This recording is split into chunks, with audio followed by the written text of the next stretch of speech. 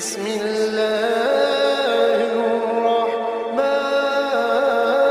الرحيم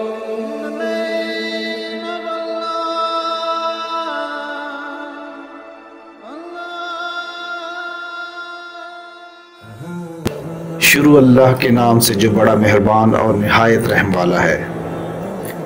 نعیم on line T V دیکھنے والوں کو السلام علیکم۔ آج کی ویڈیو میں ہم اللہ تعالیٰ کے پیغمبر حضرت سلیمان علیہ السلام اور ایک چیونٹی کے قصے کے بارے میں بیان کریں گے۔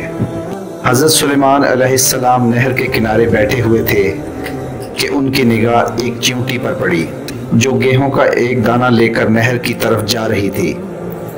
حضرت سلیمان علیہ السلام اس کو بہت غور سے دیکھنے لگے۔ جب چیونٹی پانی کے قریب پہنچی تو اچانک ایک مینڈک نے اپنا سر پانی سے باہر نکالا اور اپنا منہ کھولا تو چیونٹی اپنے دانے کے ساتھ اس کے منہ میں چلی گئی۔ مینڈک پانی میں داخل ہو گیا اور پانی ہی میں بہت دیر تک رہا۔ حضرت سلیمان علیہ السلام اس کو بہت غور سے دیکھتے رہے۔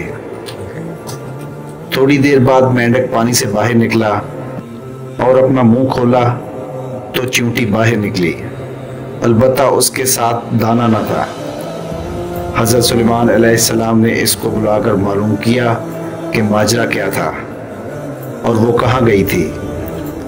اس نے بتایا کہ اے اللہ کے نبی، آپ جو نہر کی تہہ میں ایک بڑا کھوکھلا پتھر دیکھ رہے ہیں، اس کے اندر بہت سے اندھے کیڑے مکوڑے ہیں۔ اللہ تعالیٰ نے ان کو وہاں پر پیدا کیا ہے، وہ وہاں سے روزی تلاش کرنے کے لیے باہر نہیں آ سکتے۔ اللہ تعالیٰ نے مجھے اس کی روزی کا وکیل بنایا ہے، میں اس کی روزی کو اٹھا کر لے جاتی ہوں، اور اللہ نے اس مینڈک کو میرے لیے مسخر کیا ہے تاکہ وہ مجھے لے کر جائے۔ اس کے منہ میں ہونے کی وجہ سے پانی مجھے نقصان نہیں پہنچاتا، وہ اپنا منہ بند پتھر کے سوراخ کے سامنے کھول دیتا ہے، میں اس میں داخل ہو جاتی ہوں۔